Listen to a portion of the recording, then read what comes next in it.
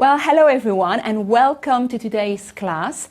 I'm Teacher Del and I'm really happy to be with you this afternoon. Look at this, we've got a brand new setting for you. We've got brand new television, great lights, new sound. You know, this is going to be fantastic, okay? And please comment about our new setting. I'm sure you're going to love it. Okay, so if this is the first time that you are watching our class, then don't worry, this is really easy. All you need to do is enjoy, listen, you know, and the best thing for you to do is to participate. So how can you participate? You need to write some comments in the comment box. You could tell me maybe your level of English, where you are watching us from, what you think of the new setting, and any questions you may have. Towards the end of the class today, I will have 3 questions as per usual, okay? And I will ask you to answer those questions so I can give you feedback live today. Okay, so today we're going to be talking about giving directions. Now, this is a great topic because it's happened to all of us in the past, I'm sure, where, you know, somebody stops you in the street and says, you know, do you know where this is? Or you are lost and you want to ask directions. So today we're going to tell you how to do it. But before we do so, we're going to be looking at what we learned last week or a couple of weeks ago. If you remember, we talked about phrasal verbs around the house. Now, phrasal verbs are very important because they are, you know, these are the verbs that will make you sound a lot more natural, okay? So you must learn them. What did we do? We gave you lots of tips on how to learn them, use them, and remember them. We talked about phrasal verbs that we use when we are at home, okay, in different parts of the house. For example, we've got to put on, okay, so, or to tidy up, or to clean up. So a couple of examples. To tidy up, you could be asking your children to tidy up their bedroom, or you could be asking somebody, maybe, you know, your flatmate, saying, hey, can you clean up the bathroom, please? Okay, so, you know, it depends in which room you are. You can use different phrasal verbs. This was a great lesson, and if you've missed it, don't worry, because you know that all our classes remain on Facebook.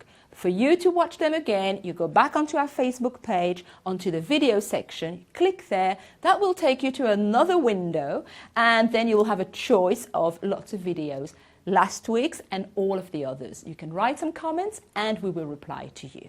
Okay, so now, giving directions. Okay, this lesson is about learning new vocabulary, sharing stories about when you got lost, maybe sometimes, or when you've had to ask for directions, when somebody asks you for directions. It's all about directions today. So, okay, why is it important? So you don't get lost, okay? So you find your way around. You help others. What a great way to communicate in English with local people, or, to interact with local people, just like I've just said. So to help others, to interact with local people, to find your way round. Okay, so how to ask for directions, okay? You need to know the right language. So some typical phrases here.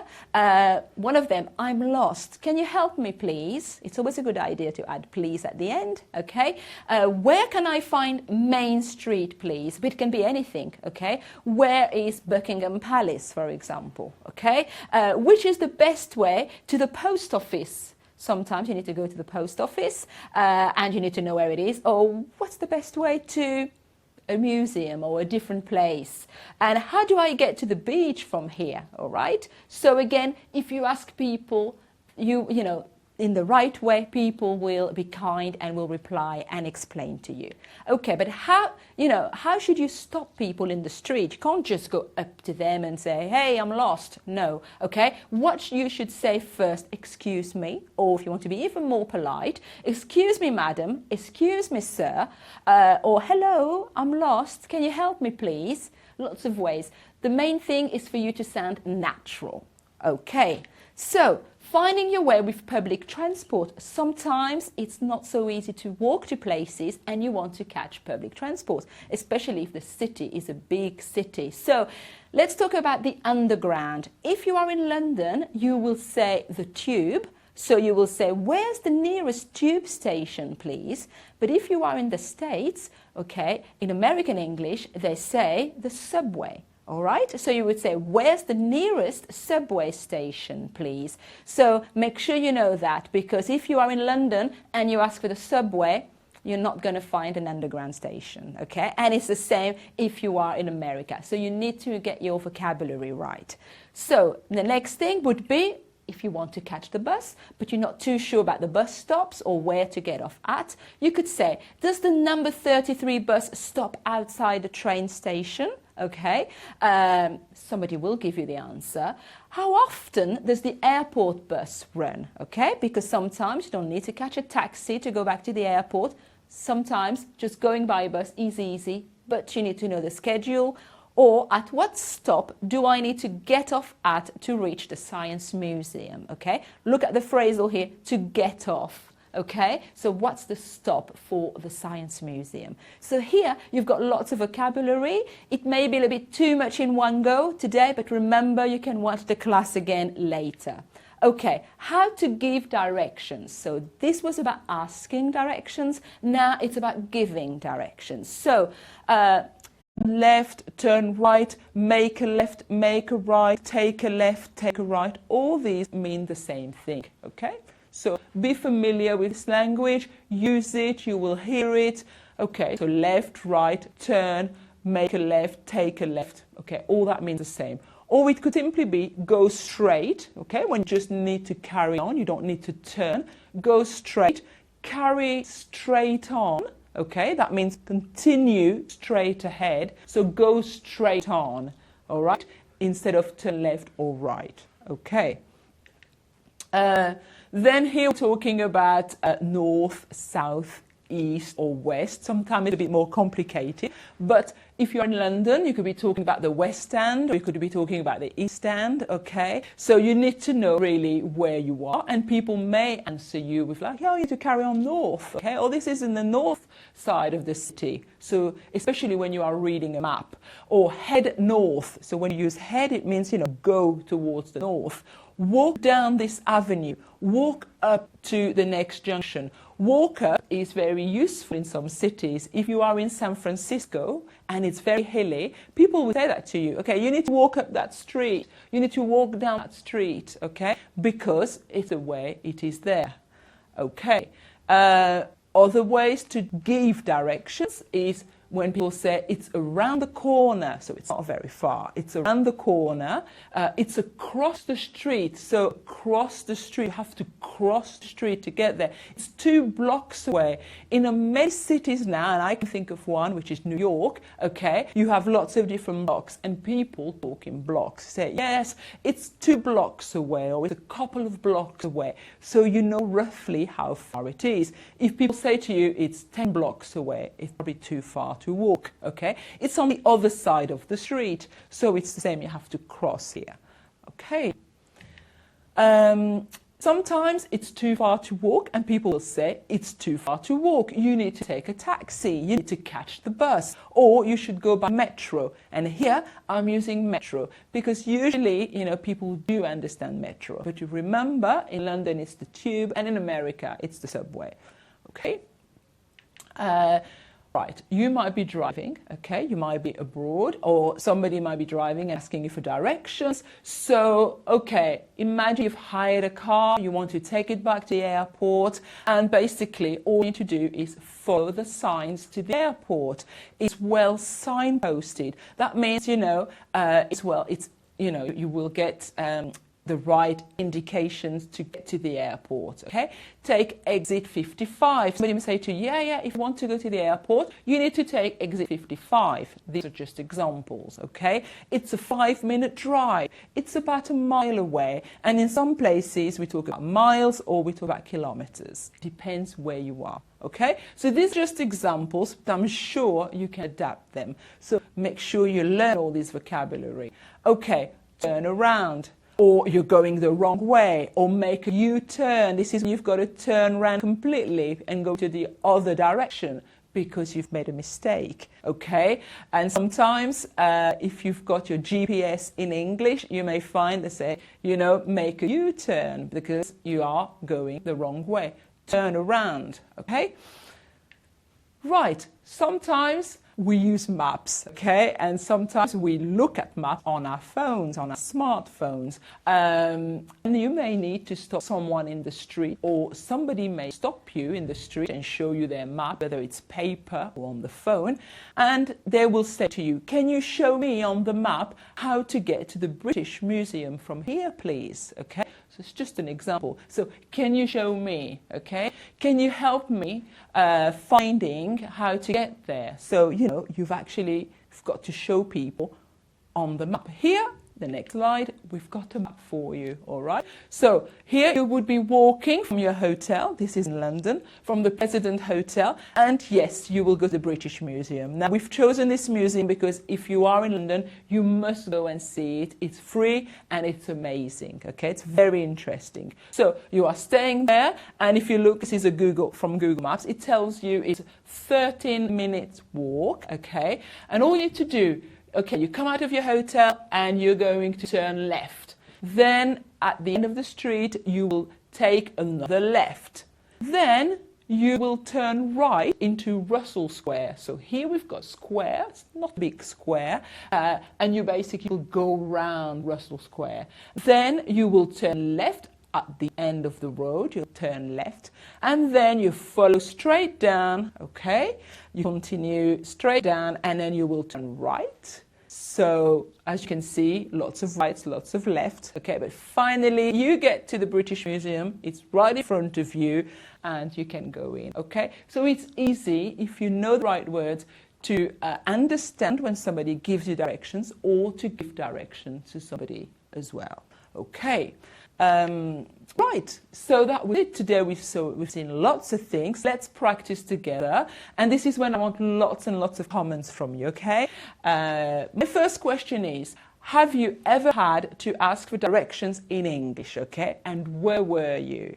Right, so it's two things. It's difficult because you are in a different base, okay, be a foreign city, and not only that, you are lost, but you've got to speak in English, okay? But this is when it's good because you can speak with the locals. So has it happened to you, you know? Tell me, where were you and what happened?